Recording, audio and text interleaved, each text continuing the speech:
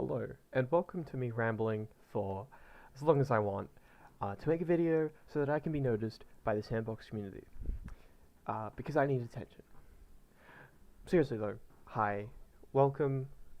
Today I'd just like to go over the S&box editor, the game editor, how exactly you actually do make games through it, and I'd like to cover that and sort of give my thoughts about the whole process as a developer and what you can expect when you go into this. So as you can see, I've got a couple projects here. Some of them are actually already games that, they're not mine, but the majority of them are my own creations. I'm pretty sure all of them are. But let's just go into this one as a quick example, even though I do think I broke it last night. Oh no, I fixed it. But yeah, so this is sort of the screen you get on when you first boot in, and I like it a lot. Everything's just there, all your tools, everything you want. And yeah, it's just, if there's a point of reference that I could give, when you're going into this, the closest thing you're going to think of is Gmod, because Facepunch also made, yeah. However, I would say this is like instantly better than, because I used to make game modes in Gmod, never properly understood the whole system, however. But this is very easy to learn and make from scratch. Definitely as well, there is amazing documentation through the S&box wiki, which I do highly recommend. And even though everything is going to change, like the entity system is going to be completely ripped out, it's still like really useful, I'd say, to look on the wiki if you're even slightly interested and don't have access, or do have access and want to start making things. Again, I'm not a seasoned developer. I have not released a project properly because I'm still working on my stuff. This is as a smaller one-person team who has just started. I have 70 hours. These are my thoughts. So yeah, basically everything here, it feels like a proper game engine, which is great. And it basically think of this as the Source 2 engine, but not fully. Some things are taken away, some things are still in. Majority of it is controlled by Facepunch. A key example here is if I go into Hammer, when it loads, it is basically Source 2 Hammer. You know it in the Half-Life Alyx tools and CS2 tools, just some things are different. Everything's here. You can still make your own levels with this. Like, this is a very work in progress. Ignore how bad it looks. This is purely just to test out a couple of things here and there. But yeah, like, if you know nothing about the Source 2 tools either, this is a lifesaver. Like, I do want to get into level design more. That is originally where I started in the Source engine, but I'm not really good when it comes to Source 2. And it is very easy though, and you can still make some really good looking things without many skills. So the workflow that Hammer provides is really nice, and the fact that you can just load things up in the editor is great. You do have to compile it though, and compiling takes ages. Especially, I had that issue with one of my old maps, which it took a solid 20 minutes to compile at full settings, but you don't always have to compile at full settings. But yeah, so Hammer provides such an easy way to work. Now, one key thing that I love about S&box is the cloud system. So it has models and materials on the cloud, and it is genuinely a lifesaver. If you just want to get I want to add this chair, the froggy chair, to the level, I just drag it in, it downloads, and it's there, and anyone who uses this map automatically has it all. And it's just incredible as to how it does that. It makes mapping so much easier. It's the same with materials too. Everything you want is there, and it's just amazing what you can actually do with it. Like, have all this, and like, I already installed this wood hotspot, but if I was to root it up here, and I was just to choose like this crate, select it all, hotspot material, it's all there. If you don't know what hotspot materials are as well, basically materials that basically can apply really well to a face and fit it good. I don't know how to explain it. I don't know the proper terminology. But yeah, just the workflow that Hammer has is really good, and I don't know what to say. I don't think I have anything else to say about Hammer anymore. Oh, you can preview the lighting. Different to Source 1, how Source 1 does it, but still really good.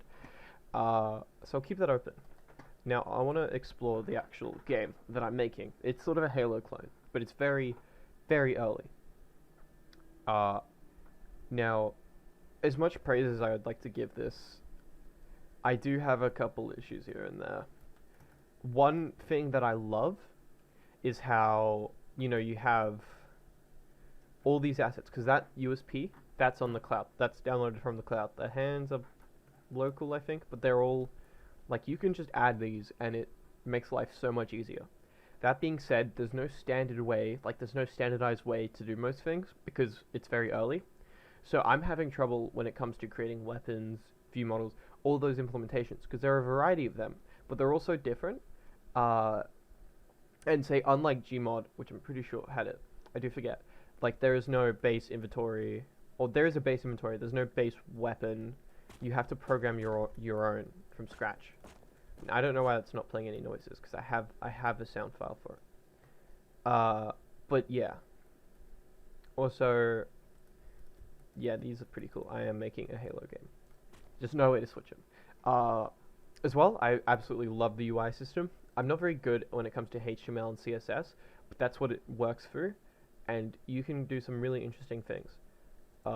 Something else I'd like to show off is actually the way you program. You can do it for any ID. You have VS Code, VS Studio. I don't know why I say VS Studio. It's just the S stands for Studio. Anyway, you have all that, and it's all there.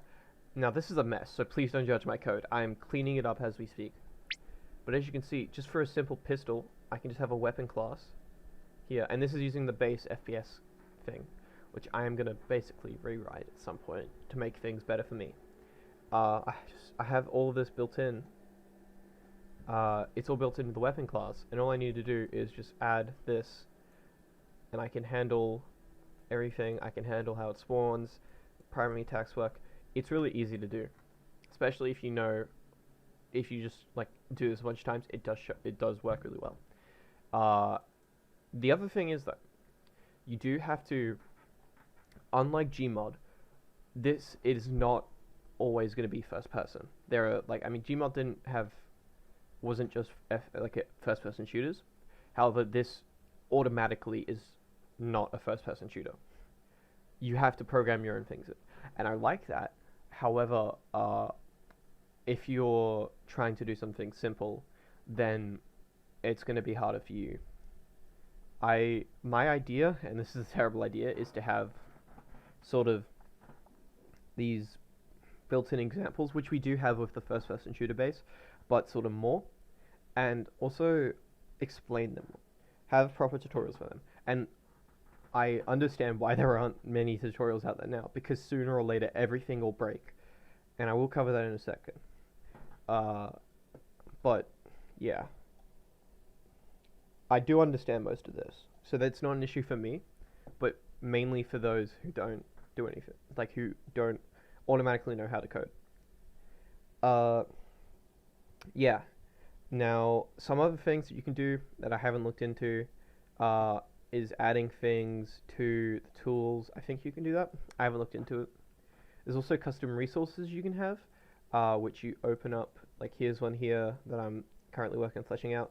You can just open them up here and add in your custom attributes, and it works like a charm. You just need to implement it, which I am struggling to do. Yeah, the anim graph system also works really well for code for animations. I have a really good one with my SMG class.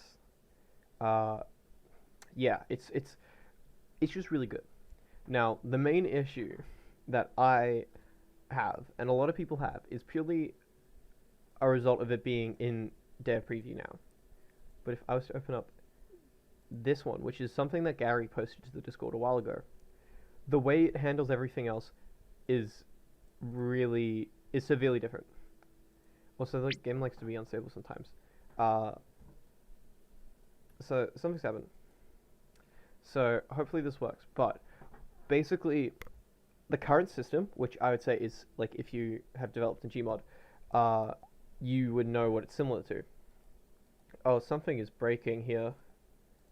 I messed up. Okay, hang on. Okay, regardless. I don't know what's happening here, but the way that he handles this, which I'm assuming is going to be how the engine will handle different or entities in quotation marks later, is using components, and it's sort of a peek into how it would work. But this is indicative of like a large problem of the developer preview, not a fault of Facepunch.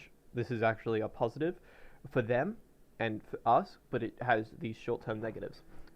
So basically everything, it's, I don't know how to describe it. I don't think I have a grasp on how how exactly it works right now.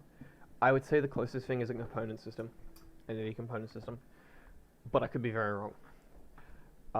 It's just everything is so different here than how it's handled currently, and these pain days are absolutely terrible. I haven't experienced them. Again, I'm recent addition, but they seem terrible. And again, while they do have positives, they have a lot of negatives. But yeah, regardless, I haven't gone into half the things because I know no one's going to be paying attention up to this point. But it's very fun. It's just fun to work with, and I think that's a positive of anything, it being fun to work with, because you can get results really fast, or whatever. I don't know. Or you can work really slow, like I do, because I haven't gotten anything out, and I don't think I will get anything out, because I'm really bad at making things.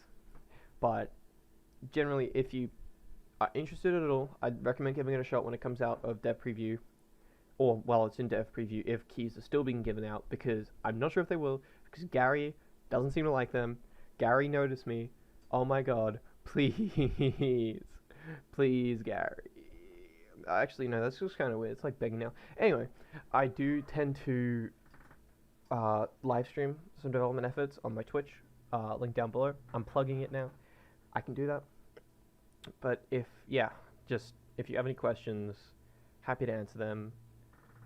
Or anyone who is actually decent in the community can, because I don't know why I'm doing this. I don't have a good opinion on this, but it is really good.